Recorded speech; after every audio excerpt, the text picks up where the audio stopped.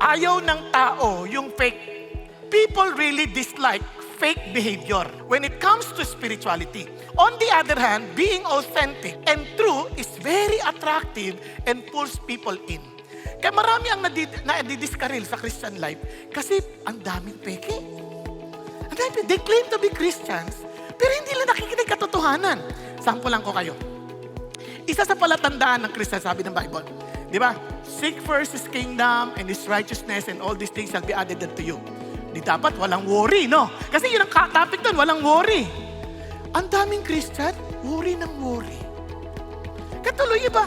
Totoo ba yung Christian na yan? Ba't ikaw worry ka ng worry? Marami mo sasabi, the Lord provides, the Lord provides. Pero nandadaya sa trabaho, nagdadaya sa eskwelahan, kaklaim nila, the Lord gives us wisdom. Pero nangongopya. Di ba, ang lungkot nun? Para tuloy yung mga classmates, totoo ba yan? Nangongopya ka nga eh. Di ba? Kaya, ang lungkot na hindi lang makita yung realidad doon sa katotohanan na sinasabi ng Bible tungkol sa Christians. Kaya nga, are you for real?